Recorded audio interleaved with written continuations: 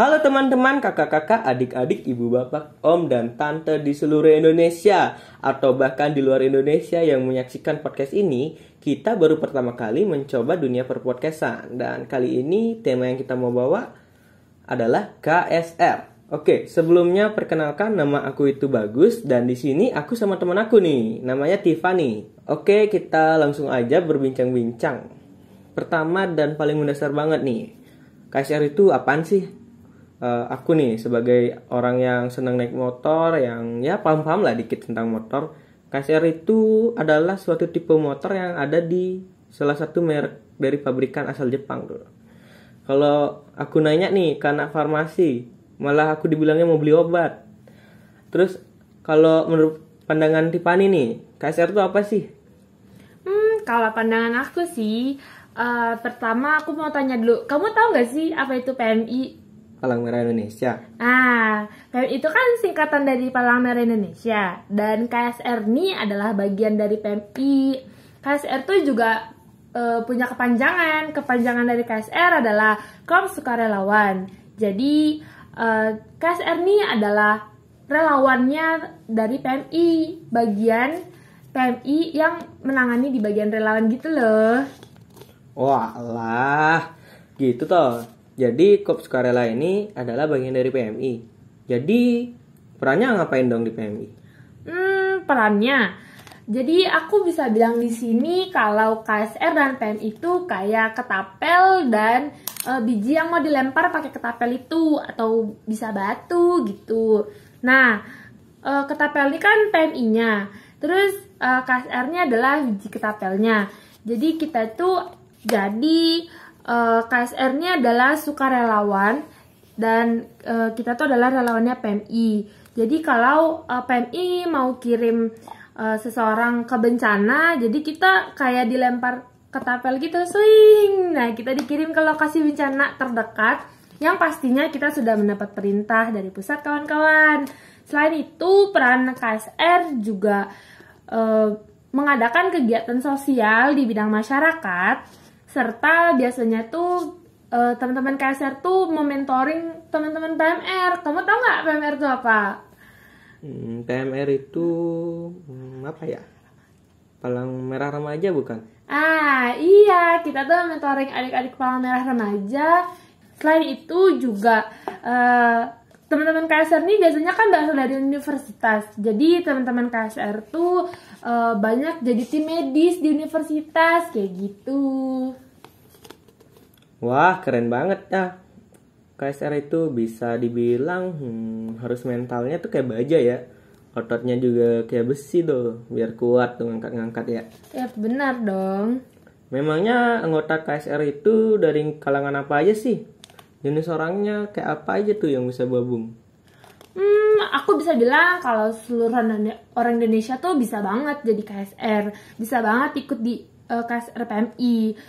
Tapi domisili dia tuh harus di Indonesia, jelas dong, karena kan KSR-nya adalah KSR PMI, jadi harus ada di Indonesia. Terus teman-teman yang daftar di KSR nih harus berumur 18 tahun, karena 18 tahun tuh kan bisa dibilang udah mulai memasuki fase dewasa ya. Terus juga teman-teman KSR yang mau daftar jadi anggota KSR harus bersedia menjalankan tugas kepalang merahan secara terorganisir dan taat peraturan. Terus juga memiliki jiwa sukarelawan yang tinggi gitu loh. Terus abis itu juga harus tahan banting. Dan nanti pastinya teman-teman akan diajarkan untuk mengikuti diklatdas atau pendidikan dan pelatihan untuk menjadi anggota KSR. Berarti anggota KSR itu harus bertekad tinggi ya, semangat membara dan siaga di keadaan apapun nih berarti. Terus gimana kalau anggota KSR-nya tuh dipersiapkan, apakah ada kualifikasinya gitu atau bisa langsung masuk aja nih? Kak, aku mau jadi KSR, tinggal masuk gitu. Gimana tuh? Nah, seperti yang aku bilang tadi kan ada diklatdas nih. Jadi teman-teman KSR tuh nanti akan ajarkan keterampilan-keterampilan tentang tugas kepalang merahan sesuai dengan prinsip-prinsip gerakan kepalang merahan dan bulan sawit merah. teman-teman KSR tuh nanti akan diajarkan tentang kepala-merahan, kepemimpinan, tentang logistik, gimana caranya teman-teman tuh mengatur barang-barang saat turun ke bencana. Terus teman-teman juga akan diajarkan yang paling utama adalah pertolongan pertama. Jadi teman-teman diajarin gimana teman-teman menangani korban bencana, mulai dari pemindahannya, penanganannya, sampai teman-teman tuh juga gimana caranya teman-teman menaikkan biar mereka tuh nggak stres, nggak trauma di medan bencana itu.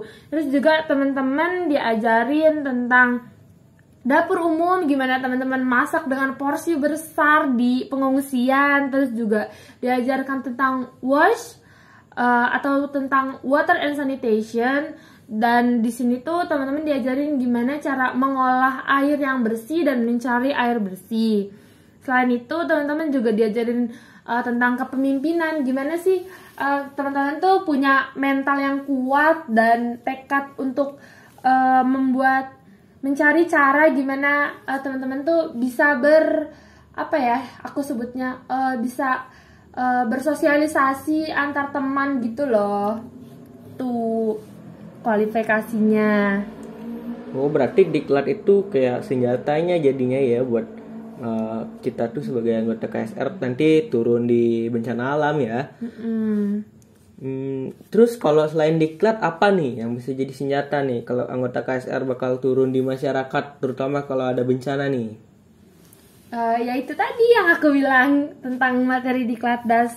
Tapi kalau yang di masyarakat tuh biasanya lebih ditekankan ke sosialnya teman-teman, dan teman-teman tuh harus belajar KBBM atau kedaruratan bencana berbasis masyarakat. Jadi gimana teman-teman tuh di masyarakat, teman-teman tuh harus belajar gimana sosialisasi teman-teman dengan masyarakat, biar masyarakat tuh percaya gitu loh sama teman-teman. Terus juga teman-teman tuh nanti bisa mengedukasi masyarakat itu tentang penanganan atau gimana caranya menangani diri kita sendiri saat ada bencana.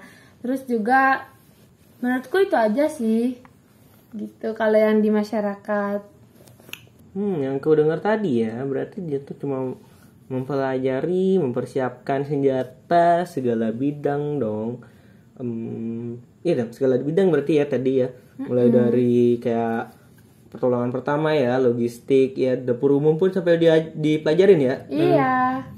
Jadi setelah aku dengar pemaparannya Tiffany nih, berarti KSR itu lumayan banyak nih senjatanya ya buat turun ke bencana ya. Tapi nih kadang nih ada tuh, misalnya orang bisa di bidang pertolongan pertama, terus tapi dikecotin gitu. Terus tapi sebenarnya si A ini bisanya di dapur umum, pintar masak nih, enak masakannya.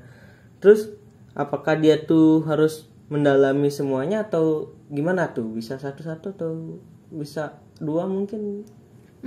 Gitu. Jadi setelah diklat das ini teman-teman tuh bakalan ada yang namanya diklat lanjutan. Jadi teman-teman tuh belajar tentang spesialisasinya. Misalnya Bagus suka di PP, pertolongan pertama. Jadi Bagus tuh bisa ngepelajarin pertolongan pertama lebih dalam lagi, lebih jauh lagi, lebih baik lagi. Jadi Bagus ketika dikirim ke bencana akan difokuskan di pertolongan pertama karena Bagus spesialisasinya di pertolongan pertama.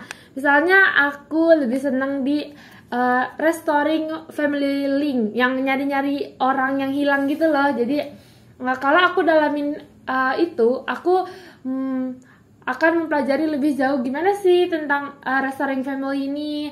Terus nanti aku saat turun ke bencana tuh aku akan ngebantu mencari orang-orang yang hilang gitu loh. Wah gitu ya, keren banget ya, kayak dokter gitu ya, ada spesialisasinya ya, khusus-khusus gitu ya. Yoi. Semoga kedepannya Tiffany banyak kontribusinya ya buat KSR nih. Amin. Terus gimana ya, kamu tuh ada cerita nggak sih tentang sigapnya anggota KSR? Mungkin kalau pengalamanku belum ada ya, tapi aku bisa ceritain tentang pengalaman seniorku yang udah merasakan tanggap darurat di bencana itu, turun ke bencana, terus habis itu ikut gabung ke bencana itu, mereka turun, terus juga tentang penanggulangan bencana, terus juga pengalaman itu ada seniorku, dia yang jaga petugas posko di PMI kayak gitu, terus juga yang sekarang nih ada Satgas COVID-19 gitu. Itu sih pengalaman seniorku yang bisa aku share gitu. Terus jadi KSR itu apa sih untungnya buat mereka sih? Kalau dari kita lihat cerita kamu ya, itu lumayan banget tuh, mentalnya diuji banget. Gimana tuh menurut kamu kalau dari segi keuntungannya jadi KSR itu apa sih? Keuntungannya jadi KSR, wah, kalau dari aku sendiri tuh selama aku bergabung di KSR, aku rasa keuntungan buat aku banyak. Pertama, aku jadi melatih kesabaranku gitu. Terus aku juga melatih mentalku. Gimana kalau aku menghadapi orang-orang yang kayak gini.